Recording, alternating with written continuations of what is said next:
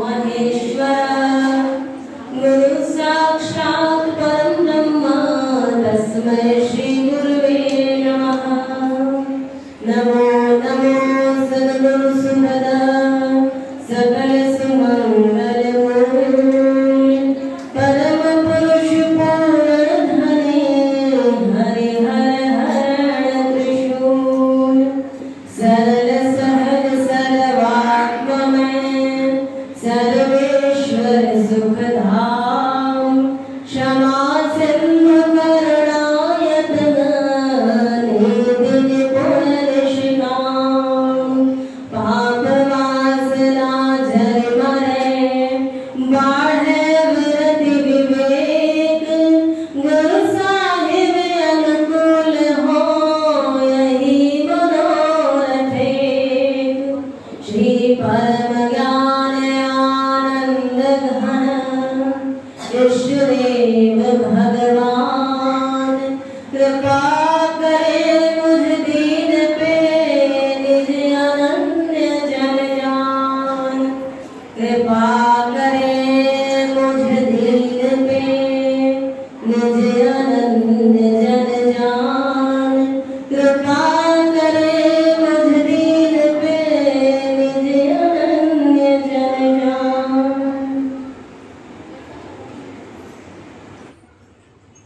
हृदय सम्राट हृदय धन्य सद्गुरुदेव भगवान जी के श्री चरण कमलों में दंडवत प्रणाम निवेदित करते हुए यहाँ पर अपनी महनीय उपस्थिति से हमारे आनंद में वृद्धि करने के लिए श्री स्वामी जी महाराज विराजमान हैं। पूज्य बाबा जी महाराज यहाँ बैठे हैं। अन्य विज्ञजनों को भी नमन करते हुए आप सबों के हृदय कक्ष में विद्यमान भक्ति प्रेम के भावों को नमस्कार है। आज हम बड़भागी हैं, बहुत ही सौभाग्यशाली हैं और सही माने में हम सभी पुण्यात्मा हैं जो आज के शुभ अवसर पर श्री परम गुरु भगवान जी के अवतार दिवस पर हम सभी उनके सम्मुख बैठकर श्री स्वामी जी के सानिध्य में बैठकर दर्शन कर रहे हैं, भजन गा रहे हैं और भगवान जी को अपना निवेदन अर्पित कर रहे हैं। जब व्यक्ति कभी निराश होता है, दुखी होता है, तब उसे कभी याद करना होता है और अपने कभी जीवन का मूल्यांकन करता है तो वह देखता है कि मेरे जीवन में अच्छा पक्ष क्या है, मेरे जीवन का खराब पक्ष क्या है। जब वह एकांत में होता है, बिल्कुल अकेला, जब उसके पास कोई नहीं होता, तो उसे अपने आप में वो अपनी गणना करने लगता है, क्या किया, क्या पाया, क्या खोया। और विषम परिस्थिति में भी जब होता है तो उसे याद आता है कि मैंने गुरु को पाया, पता नहीं क्या खोया, पता नहीं क्या मिला, मेरा धातव्य क्या है, मेरी गति क्या है, जीवन में चाहे कुछ किया या नहीं किया, लेकिन गुरु महाराज जी की चरण शरण ली, उनके दरबार की ओट ली, उनके दरबार में आके सिर नवाता हूँ और तब उसे इतनी शक्ति प्राप्त होती है कि वह जो निराशा के बादल छाए होते हैं उसे लगता है कि ये खत्म हो जाएगा, ये घट जाएगा, क्योंकि मैं गुरु का प्यारा हूँ। एक व्यक्ति अपने जीवन के अवसाद की घड़ियों में उसने सोचा कि अपना जीवन खत्म कर देता हूँ, जीने की उसे इच्छा नहीं थी और वह समुद्र किनारे गया कि बस बहुत हो गया, अब जीना नहीं है। लेकिन वह जाए और जब अंदर जाए समुद्र के अंदर तो लहर आए ही नहीं, वह बढ़ता जाए और वह डूबता ही नहीं जाए, क्योंकि वो गहराई से पता न चले और सब बाहर आ जाए कि लहर तेज है, डीप है, गहराई है।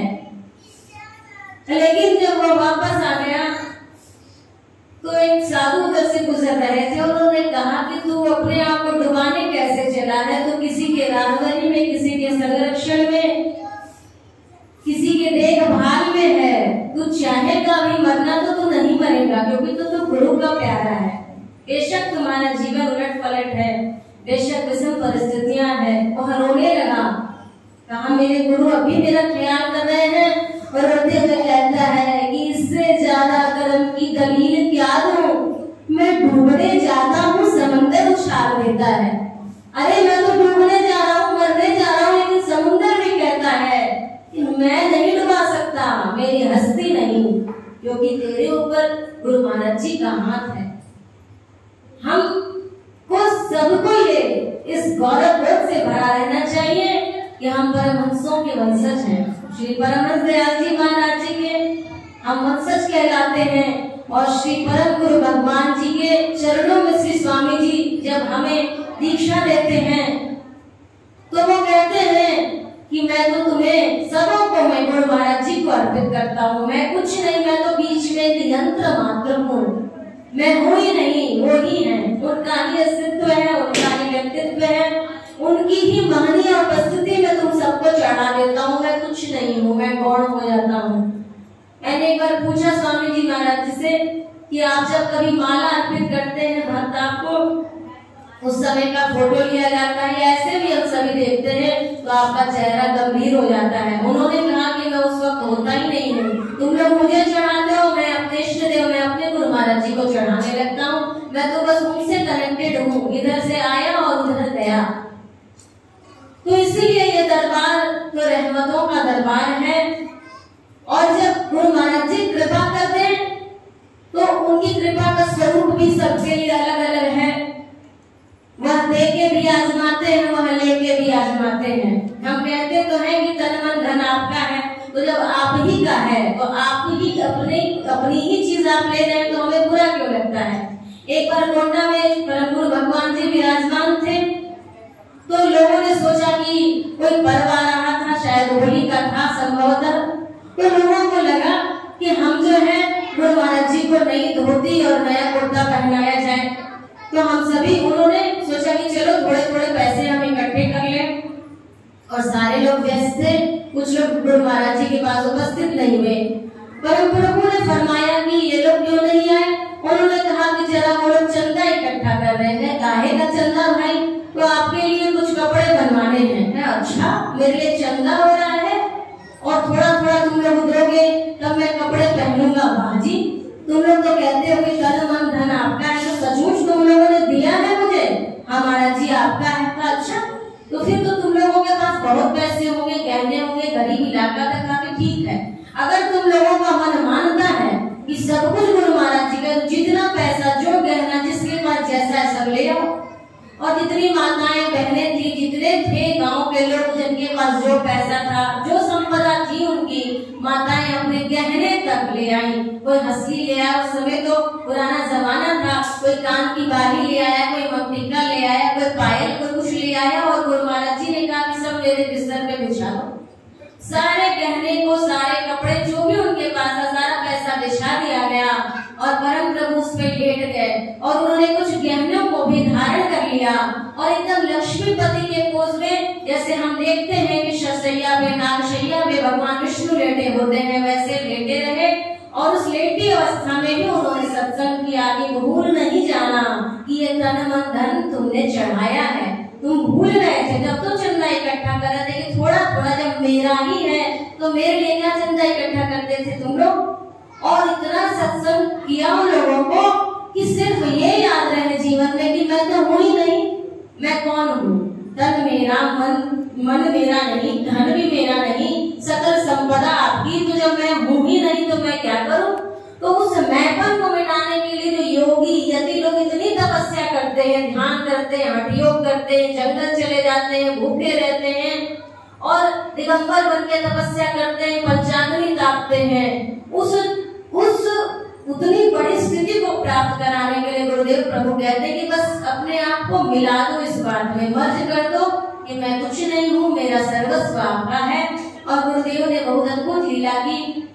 लगा जैसे वो लक्ष्मीपति बन के उस गांव में विराजमान है, और फिर उन्होंने हंसते हंसते कहा कि देखो, ईमानदारी से जिसका जिसका जितना गहना है, जिसने जो ला के रखा है, वो यहाँ से उठा के ले जाओ, लेकिन ये मानते हुए कि ये अमानत गुरु की है। यह मानते हैं कि यह मेरा नहीं है, यह तो उनका दिया हुआ है और उन्हीं का दिया हुआ मैं भोगता हूँ और उन्हीं का दिया हुआ मैं उनको चढ़ाता हूँ। इस बात को मानते हुए भोगोगे तो आसक्ति नहीं बनेगी। जिस आसक्ति को मिटाने के लिए इतने तमाम श्लोक कहे जाते हैं, विवेचनाएं की जाती हैं और ज्ञान मीमांसा क्या क्या व्यक्त करते हैं विद्वान लोग, उसको एक छोटी सी भाषा में, सरल भाषा में, उनके पास प्रकांड पंडित भी जो थे वो उनके अगाध ज्ञान को देखकर विस्मित होते थे। एक छोटी बालक भी आके बैठ जाए, एक ग्रामीण महिला भी आके बैठ जाए तो वह उन्हीं ही अभिभूत होती थी। गुरु महाराज जी, परम गुरुदेव भगवान जी को हमने अपने चरण चक्षुओं से देखा नहीं, लेकिन पूज्य श्री स्वामी जी विराजमान है, पूज्य सच्चिदानंद बाबा जी विराजमान है, मुनि बाबा विराजमान है, डॉक्टर साहब है और भैया भी हैं। मतलब मेरे कहने का अर्थ ये है कि ये जितनी अनंत आंखों ने उन्हें देखा है, हम उनके भावों में पूज्य गुरु भगवान जी का दर्शन करते हैं।